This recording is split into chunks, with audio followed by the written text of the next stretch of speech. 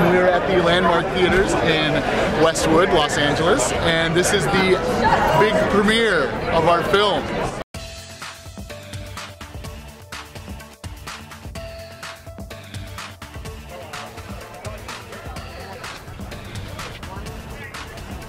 My name's Adam Green, and I'm the writer and the director, and I guess the star, although the monsters and Ray Wise kind of steal the movie. Tonight's our big premiere. I think people are going to be blown away. I've never seen anything like it, which is exciting when filmmakers actually kind of go out of the box and do something unique, and Adam really created something unique with this movie. After 17 years and 9 feature films, this is the best reviewed Ariescope movie of all time. So. I'm Robert Pendergraft, makeup effects artist. We pretty much built all the monsters, all the stuff that Alex drew. We made 3D. Chicken is my favorite one out of the bunch. A little scurry guy that runs through. I'm the director of photography, and turns out that by mistake I'm in it a lot. People say that, you know, I look like and sound like myself, and I think that's pretty much all the acting I can do.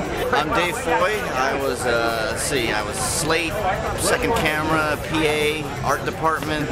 I was in one of the scenes that got cut out. I'm in a scene at the Dark Delicacies horror bookstore in Burbank with another director, Tom Holland, who did Child's Play and Fright Night.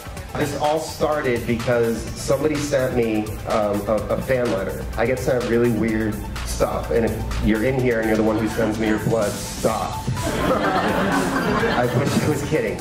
And there was this fan mail on my desk, and it was from a guy who claimed that Victor Crowley from the Hatchet movies is real, and I fucked it all up. It was brilliant, where there are pictures of swamps and areas circled. Like, in the movie, you say they're in Honey Island Swamp. He was born nowhere near Honey Island Swamp. He was born over here. And I was like, well, let's go interview this guy. And I think Will was the one who said, and what happens when this guy deliverances you out in the swamp? And then 2 weeks later, I'm doing a signing at a Fangoria convention, and a gentleman comes up, doesn't want a picture, an autograph, or anything, just wanted to hand me something and just say thank you for the inspiration, and walked away. And it was a pamphlet called Digging Up the Marrow. And that night when I got home, I started reading it, and all of a sudden a million light bulbs went off, and this whole thing started to come together. I am Joe Lynch. I am a bum, obviously, from the facial hair. I thought this was a UCLA screening, because they do like a lot of free screenings, and I love to just kind of wander in and just see cinema. But there's this Digging Up the Marrow thing, which, I don't know, I didn't see it on BitTorrent, so it must not be a popular film. I'm Dee Snider. What did you do in the film? I didn't do anything in the film. I'm just here to support Adam Green, my dear friend and compatriot. I've been a big fan of Will Barratt, the DP of when I heard this film. That's actually how I found out about this movie. It was I daily check IMDb on Wilhelm's IMDb page, and this popped up. You know anything about it? Nothing more than I like digging up the marrow. So any chance I have to get, you know, obviously this is about food, right? Oh yeah. All right, this is a movie about food, right? He is, he's a painter of light. And I trust that everything that he shoots is a masterpiece, is Bertolucci-esque, if you will. It took us a long time to piece this film together. I mean, you know, it started 4 years ago, and we were shooting it in chunks and in pieces. While we made this movie, we also did 2 seasons of Holliston, 2 Hatchet sequels, and Chillerama. It's been surreal for me from the start, knowing that it's inspired by something that I created, to then being able to become art director on it and design some creatures, and then building the creatures, and then animating the creatures and seeing them work on screen, and then seeing the final thing and being involved in the edit, and now we're premiering the movie. So each step of that way has been like, this is too cool, what's going to be next? And then I get to the next part, I'm like, this is even cooler. When Alex does an art exhibit, it's not just pictures on a gallery wall, there's always more to it. There's a story, it's an immersive experience. And Digging Up the Marrow was the story of a crazy police detective named William Decker, who had these journals about monsters that he had found.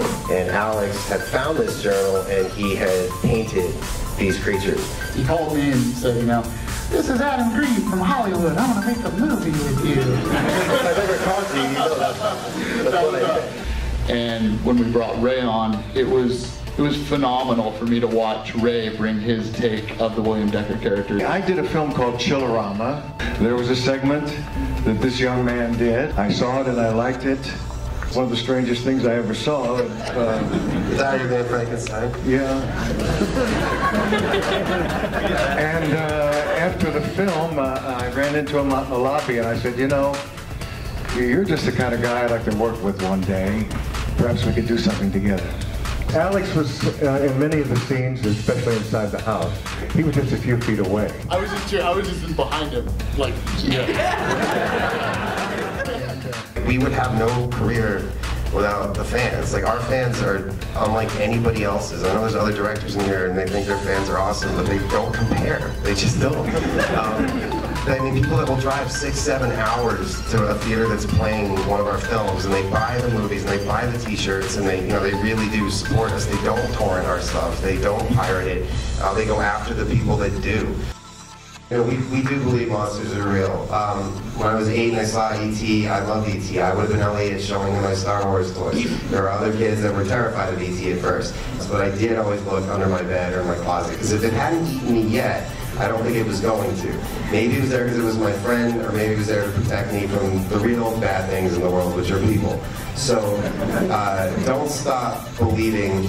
It's been great hearing what people say, you know, a day or two after they see this, that it gets their imaginations going again. What is behind that rock, or when you're walking home at night, or where do people go that look different? So don't stop believing, and don't stop digging for your own creatures and your own monsters in your imagination, because you never know, they might actually be your friend.